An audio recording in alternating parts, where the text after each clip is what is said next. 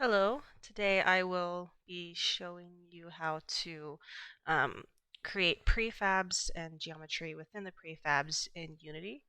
To clarify, we're using Unity 2019.4.9 F1. Um, so to start, we're going to make a prefab. So you right-click in the hierarchy and click Create Empty. Um, Positioning is good to be at 0, 0, 0. That way you just simply know where that object is in general. um, then we can rename that object to the type of pre-tag that we want it to be. So in this case, I was thinking that we might look into making a bear, like a teddy bear sort of thing. So I'm going to put teddy bear. And then we might as well just get started with the whole prefab mess. And in order to make a prefab, you left click and drag it into your prefabs folder into your project files. Just like I have the Trojan horse and Trojan horse optical here. So with the teddy bear, you can see an arrow has popped up and it is now turned blue. This means that it is now a prefab. If you press the arrow here, it opens the prefab in a new sort of window. It's a different sort of scene. It's very blue. This is sort of like a temporary wireframing sort of thing that we can do. So within the new hierarchy for teddy bear is then we can finally start building it. So I right-click 3D object, go to, let's say that we want to start with, I don't know, I think teddy bears are made up of circles if they're fluffy enough, right? So we'll start with that.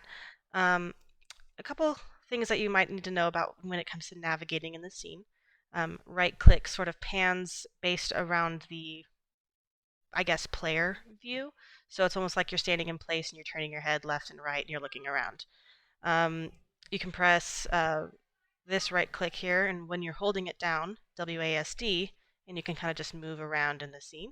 It's pretty neat. Middle mouse, you can actually drag your view a little bit. It's almost like stepping left, stepping right, up, and then moving up and down. Yeah, it's basically it. So, and if you press F, it's my favorite thing ever, on a selected object, you press F, and it centers that selected object. It zooms in, and it focuses on that above all else. To make our teddy bear today, probably going to do this in orthographic view.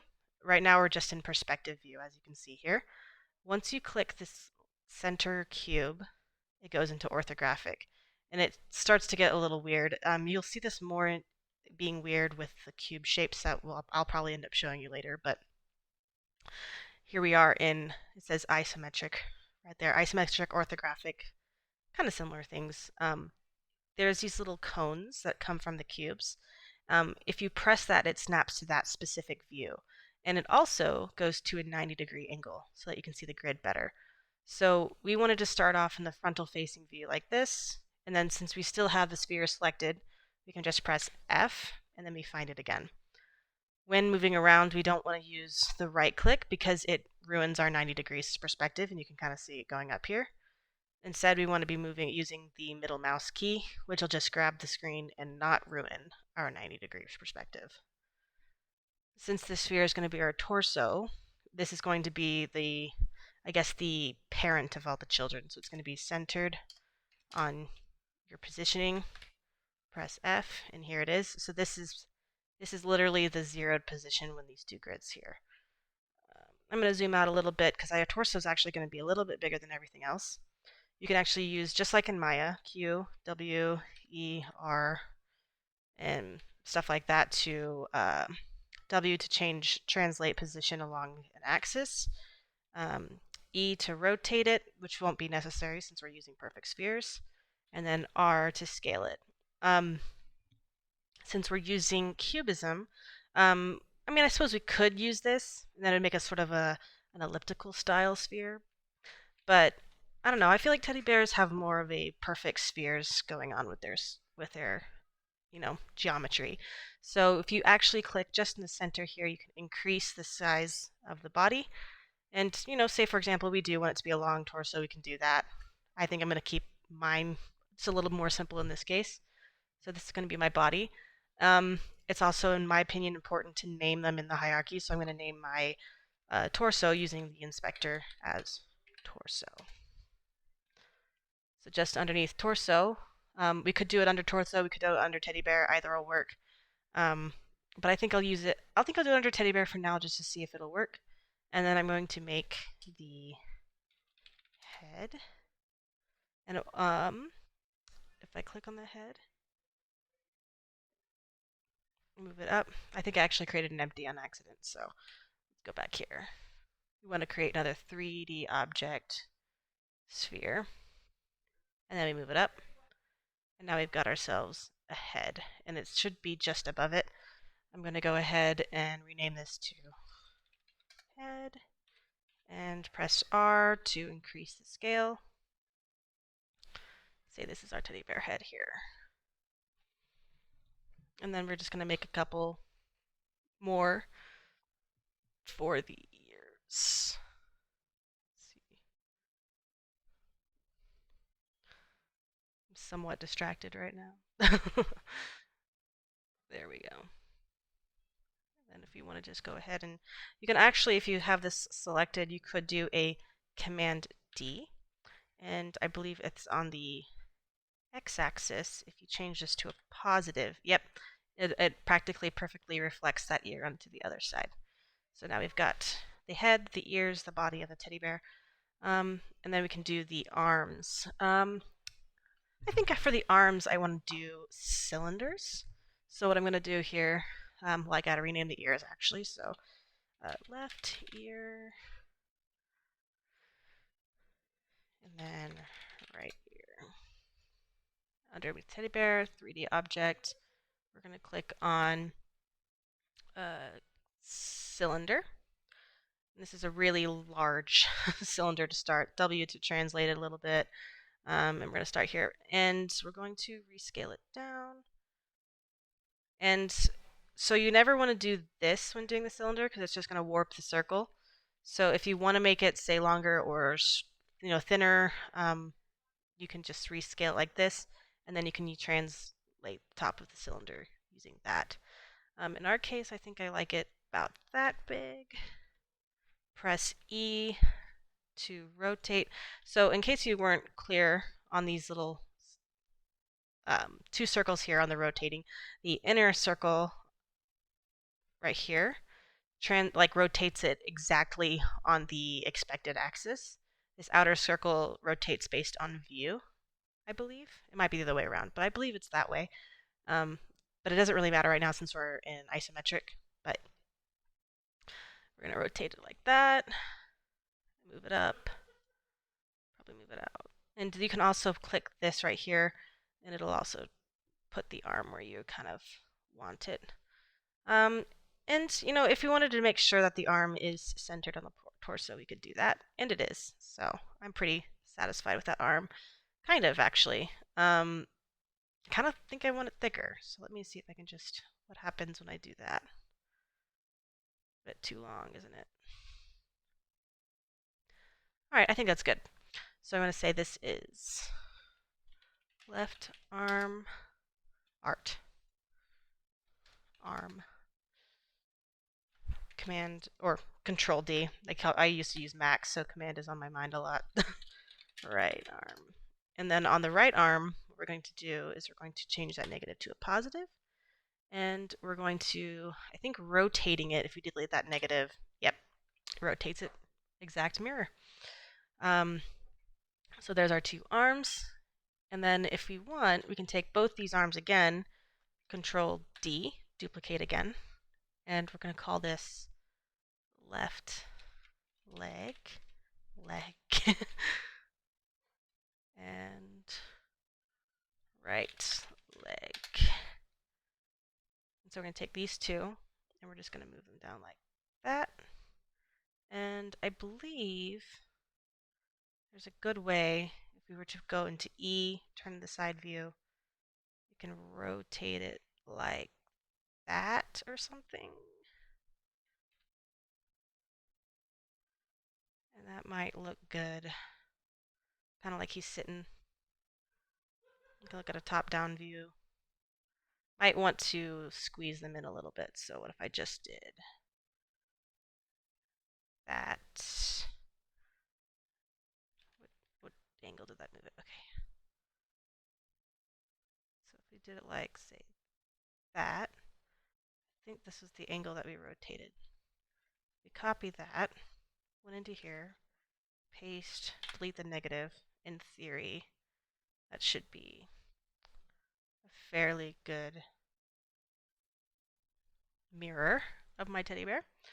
And we can go back into, just quickly snap to other sides isometrically, 90 degrees, and we can see how it's looking. I think this might be a little too low, so let me just bring that up a little bit. Well, actually we don't want it that low because technically I guess we want it longer, so let me just go in here and do a couple changes. You know how it goes.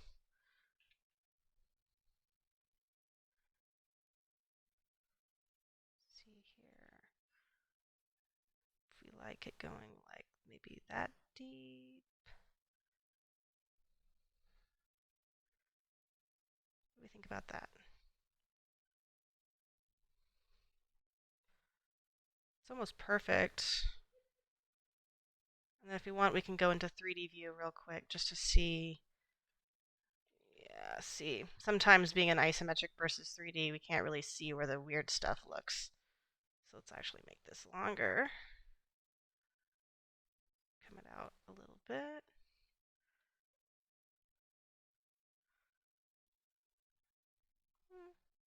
That looks better. Okay. Snap it, isometric, middle mouse, pan, scroll wheel to zoom.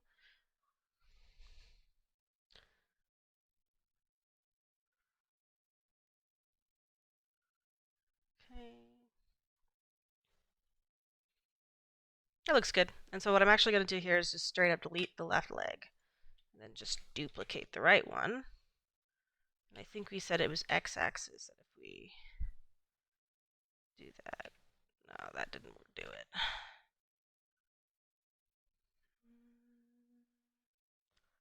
I always forget which angle it is. I think it is x.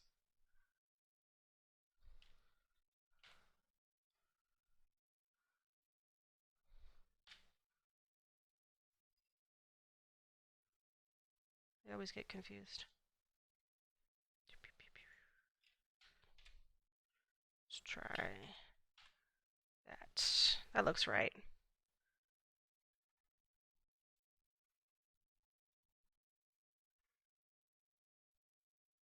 Kind of looks like a snowman a little bit. But a fairly good teddy bear if I do say so myself. I think I want to add some more details. But some of the details won't matter since we will be seeing this teddy bear from an angle. Because remember, this is an orthographic sort of puzzle. So it depends on what angle that we want him to be seen at. I think this is probably the most recognizable angle, front or back. That makes the most sense to me. So let's go ahead and say that this is the angle that we want people to recognize this is a teddy bear. So let me name that left leg. We'll go into head, and we're just going to do this to make it easier. Duplicate, rescale the eyes. Bring them up. Bring them out. This is left eye. Duplicate. Mirror. Oh, something's wrong. Did I not duplicate the right thing? I think I just didn't even duplicate it. All right.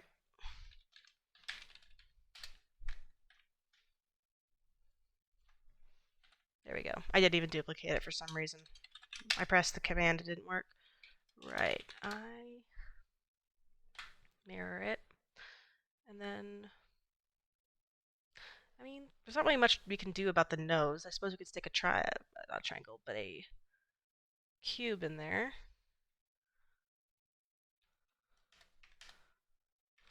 I always like to zero it out first. Move up here. Scale it down. And then we're going to translate it out. Square teddy bear nose. I can't really see a mouth fitting in here very well. Maybe I'll just point that out a little bit more. But I think that this more or less looks like a teddy bear. And basically, we don't even need to press Control S or anything because this is a prefab. This is technically outside of the scene. This is a part of our project files. So as soon as I click out here, there's our teddy bear. I can go ahead and move him up a little bit, put him more in the center of our views going on. And now it's time to make him into a puzzle. So we actually want to keep our original teddy bear just in case we decide that we don't like the deconstructed optical teddy bear. So we can delete him from the hierarchy, and that's fine because he is saved here in our folder. Press Control D, and we're going to call this teddy bear optical. And then we're going to drop him in, put him back in the middle like he was before. And now that he's copied, we've got an iterated save of his original version, so fully constructed, and an iterated save. Now we're going to be creating an iterated save of him different. So now we're going to go back into orthographic view and go into his side view, and then from his side view, we can take the pieces and we just simply grab the blue arrow here and move it out in whatever directions make sense or don't make sense. You know, we can make it like almost like a planetary sort of thing.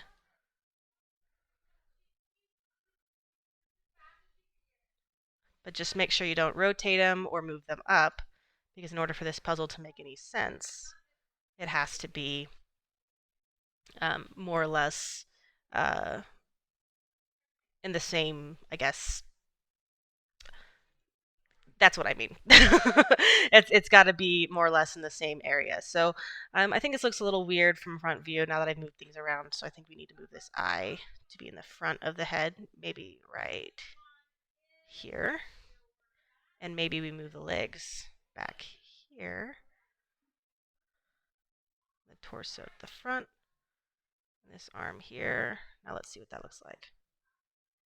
Still a little weird, I think. But that's no big deal. That's what this is for, right? Just kind of designing it in a way that feels comfortable. I think I prefer this. Actually, I can probably do this like that, even.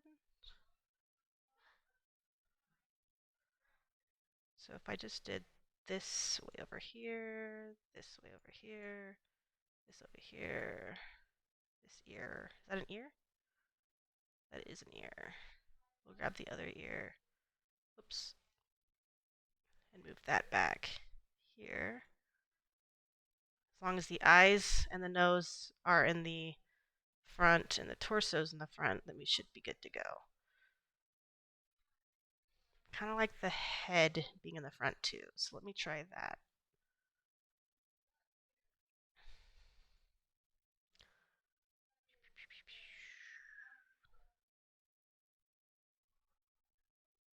That should look good, I think. Test it again. Yeah, it doesn't look any different really when you have done it in orthographic, and as soon as you put it in 3D, it looks nothing like a teddy bear. Completely deconstructed, completely messed up. So if we leave our prefab, the same thing happens here. And as a player, you can see it like this. And then when you turn positions and look at it from a certain view, you might be able to make out a teddy bear. I think I'd probably play around with this leg a little bit more. I might move that forward. Like so. Maybe like that. And whenever you edit the prefab, always do it within that virtual space because that will make it easier to tell. But yeah, I mean, maybe adjust the lighting a little bit in the scene, move it around a little bit to make more sense. But ultimately, that's how you could get a teddy bear out of this. I hope this was helpful, and I hope that you now understand a little bit more about prefabs, geometry, and Unity, how the saving system works, and how duplicating controls. And if you have any questions, feel free to let me know.